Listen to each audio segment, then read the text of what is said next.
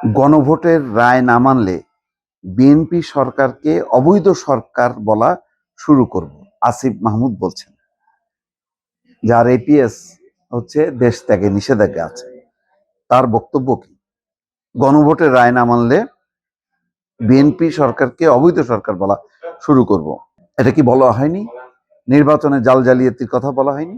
বলা হয়েছে তো, যে ইলেকশন ইঞ্জিনিয়ারিং করে ওই জামাতের জোটকে হারাই দেওয়া হয়েছে। তার মানে তো সরকার তো অবৈধই, তো এটা বলার অপেক্ষা রাখে নাকি? তো আসিফ মাহমুদ বলবে অবৈধ সরকার, বাস সরকার অবৈধ হয়ে যাবে, সে পদত্যাগ করবে। এত সোজা?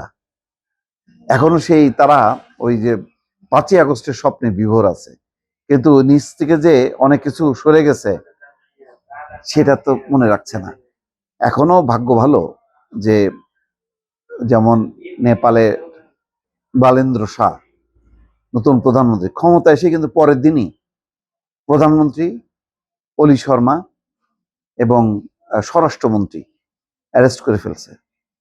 2 দিন একটু তার সমর্থকরা হইচই করছে, ক্ষোভ বিক্ষোভ করছে, এখন ঠান্ডা। তো এখন ইমিডিয়েট পাস্ট গভর্নমেন্ট কি? ইউনূস সরকার। ইউনূস সরকারের অনেকের বিরুদ্ধে দুর্নীতি অভিযোগ আছে না? আছে তো। তো তারেক রহমান সরকার কি গঠন করে কি অ্যাকশন নিয়েছে? অ্যাকশন নেয়নি। কারণ তারেক রহমানের সরকার বা বিএনপি এই গণ অভ্যুত্থান পরবর্তী সরকারকে ওন করে, হয়তো উদারতা দেখাচ্ছে, কিন্তু যদি দুর্নীতির অভিযোগগুলো থাকে সেগুলি কি ছাড় দেবে? ছাড় দেবে না।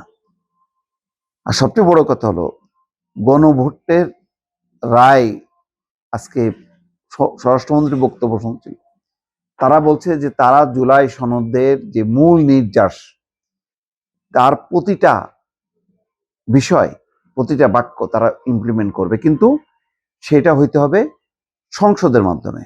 বাইরে থেকে চাপানো কোনো জিনিস, প্রেসক্রিপশন তারা মানবে না। দর্শক, আমার মনে হয় যে গত 18 মাসে বারবার কিন্তু আমরা বলছি, এই যে ঐক্যমত্য কমিশন করে তারা যে এই সমস্তগুলি চাপায় দিচ্ছে, এইটা চলবে না। এইটা চলবে না এই কারণ রাজনৈতিক দলগুলো 15 বছর আন্দোলন করে তারা জানে যে কি কি পরিবর্তন করতে হবে, তাদের অঙ্গীকার কি কি। এখন অন্য কেউ এসে বলবে যে না এটা করতে হবে, ওইটা করতে হবে, সেই অনুযায়ী বিএনপি চলবে, এটা বড় কোনো রাজনৈতিক দল, প্রধান কোনো রাজনৈতিক দল যারা মনে করে যে ভোটের মাধ্যমে তারা ক্ষমতায় আসতে পারবে, তারা মানবে না। মানবে না এই কারণে যে এটা তো তাদেরই মানে কমিটমেন্ট যে তারা এই কাজগুলি করবে। এটা ইউনূস সরকারের ঐক্যমত্য কমিশনের দরকার নেই। তাদের যে 31 দফা, সেই 31 দফার অনেকগুলো দফা কি এই ঐক্যমত্য কমিশনের সাথে সামঞ্জস্যপূর্ণ না? সামঞ্জস্যপূর্ণ তো। তাহলে তাদের সেই সংস্কার প্রস্তাবগুলো বাস্তবায়ন করলেই তো কাজ হয়ে যায়। তাহলে কেন আউট অফ পার্লামেন্ট একটা কমিশন, একটা অন্যের পরামর্শ নিয়ে বিএনপি চলবে? এখন সংসদ গঠিত হয়েছে, সেই সংসদ তার মতন করে সে বাস্তবায়ন করবে। যেখানে যেখানে আইন প্রণয়ন করা দরকার, আইনের সংশোধন করা দরকার, সংবিধানে যে যে ধারাগুলো মানে বাতিল হয়েছিল সেই ধারাগুলো আবার পুনর্বহাল করা, সব তো সংসদ করার ক্ষমতা আছে। সুতরাং এখানে বিএনপিকে আমার ধারণা যে ভয় দিয়ে লাভ হবে না। যে গণভোটের রায় যদি আপনারা না মানেন, তাহলে এই সরকারকে আমরা সেদিন থেকে অবৈধ সরকার বলা শুরু করব। আমরা এটার জন্য সময় নেব না। আপনারা যেমন আমাদের সব অর্জন ধূলিসাৎ করে দেওয়ার জন্য সময় নিচ্ছেন না, আমরাও কিন্তু সেটার জন্য সময় নেব না। বাইরে ওই সময় চলে গেছে, কারণ ক্রেডিবিলিটি নষ্ট হয়ে গেলে লাভ নাই। বিএনপি সরকার 1 বছর 2 বছর পরে কি অবস্থা দাঁড়াবে জানি না, তারা জনপ্রিয়তা ধরে রাখতে পারবে কিনা, কিন্তু তারা যদি সঠিক ট্র্যাকে থাকে তাহলে তাদের নৈতিক মনোবল থাকবে এবং তারা জনগণকে সাথে নিয়ে সেই পরিস্থিতির মোকাবেলা করবে। আর যদি তারা অন্যায় করে, তারা যদি সত্যি জনগণ থেকে বিচ্ছিন্ন হয়, তাহলে ওই আসিফ মাহমুদ সজীব ভুইয়ার কারণে না, জনগণ এমনিতেই বিক্ষুব্ধ হবে, এবং যদি সত্যিকারের নির্বাচন হয় 5 বছর পর, সেই নির্বাচনে তারা ভোট দিয়ে বিএনপিকে পরাজিত করবে। কিন্তু ওই গণভোটের রায় মানতে হবে, এইটা আমার ধারণা বিএনপি কোনোভাবে মানবে না। কারণ তাহলে আর তাদের রাজনীতি থাকে না। তারা যে একটা রাজনৈতিক দল, তাদের যে একটা কমিটমেন্ট আছে জনগণের প্রতি, এবং গত 15 বছরের আন্দোলনে তাদের যে শিক্ষা, সেই শিক্ষা অনুযায়ী তারা চলবে। অন্য কেউ শিখায় দেবে, পড়ায় দেবে, সেই অনুযায়ী তারা এগোবে, এইটা সম্ভবত হবে না। তো আমার ধারণা যে এগুলো নিয়ে পেঁচানো যাবে, কিন্তু আলটিমেটলি কি হবে সেটা সময় বলে দেবে। এনসিপির এই নেতা বলছেন যে আপনারা অনেক সময় বলেন 15-20 বছরের আর অভ্যুত্থান হবে না, এটা নজির বাংলাদেশে আছে।